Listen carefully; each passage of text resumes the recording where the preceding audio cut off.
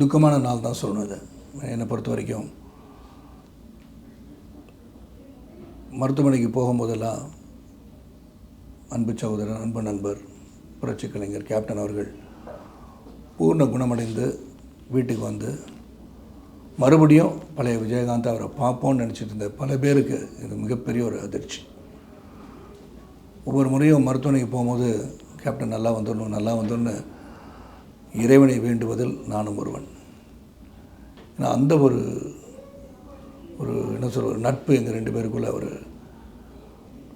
Deep rooted ஃப்ரெண்ட்ஷிப்னு சொல்லுவாங்க அதை.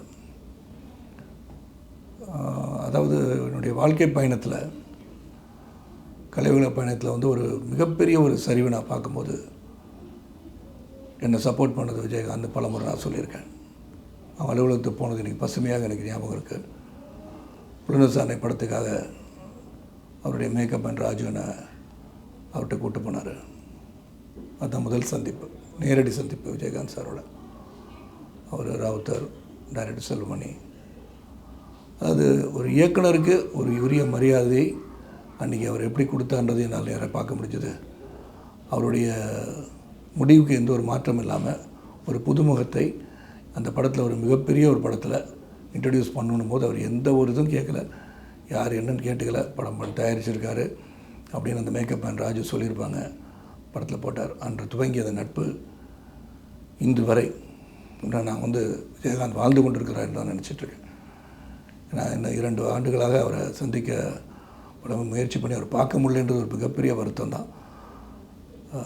கடைசியாக ஒரு 40 ஆண்டுகள் கலை பயணத்தில் பேசுனது ஞாபகம் இருக்குது. அவர் பக்கத்தில் உட்காந்து ரொம்ப மெல்லிய குரலில் பேசிகிட்டு இருந்தார். அப்போயே வந்து பழைய நண்பரை பார்க்க முடியவில்லையே என்ற ஒரு மிகப்பெரிய ஒரு ஆதங்கம் எனக்கு உள்ளே இருந்துகிட்டே இருந்துச்சு.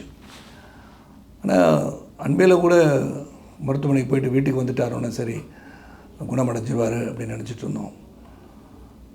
ஆனால் இது ஒரு மிகப்பெரிய ஒரு அதிர்ச்சி தான். இது ஒரு துக்க நாள்லேயே சொல்லலாம். எங்கள் பிரதம் கலை உலகத்துக்கு மட்டுமில்லை, அவரை பின்பற்றி அவரை நேசித்த பலருக்கு இது ஒரு துக்கமான நாள். இந்த நாளில் நான் வந்து சென்னையில் இல்லைன்றது மிகப்பெரிய வருத்தம் எனக்கு. நான் எப்படி இதை பகிர்ந்துக்கிறேன்னு தெரில. தொடர்ந்து வந்து அவருடைய குணங்களை பற்றி சொல்லணும். விஜயகாந்த் சார் வந்து எனக்கு தொடர்ந்து நிறைய படங்கள் வாய்ப்பு கொடுத்தார் எனக்கு. அதுக்கப்புறம் பார்த்திங்கன்னா ஒரு மிகப்பெரிய ஒரு கதாநாயகன், வளர்ந்து வருகின்ற ஒரு கதாநாயகிக்கு வாய்ப்பு தருவார்களா என்பது வந்து மிகவும் கடினம்.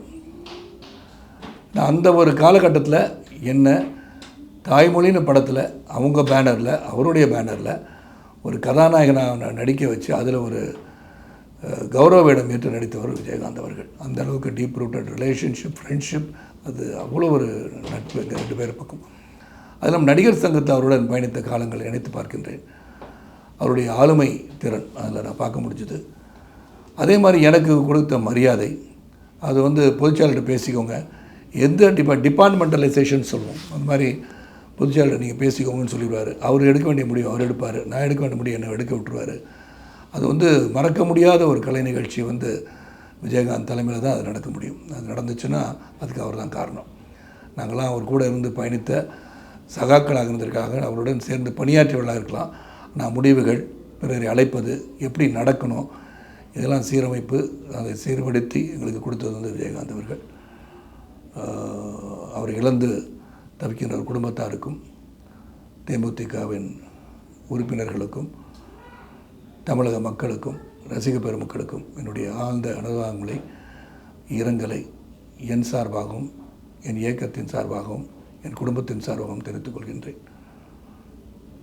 விஜயகாந்த் சார், நீங்கள் என்றும் அனைவரின் மனங்களில் வாழ்ந்து கொண்டே இருப்பீர்கள். நீங்கள் மறையவில்லை, வாழ்ந்து கொண்டிருக்கிறீர்கள், எங்களை பார்த்து கொண்டிருக்கிறீர்கள் எடுத்துக்கொள்கின்றேன்.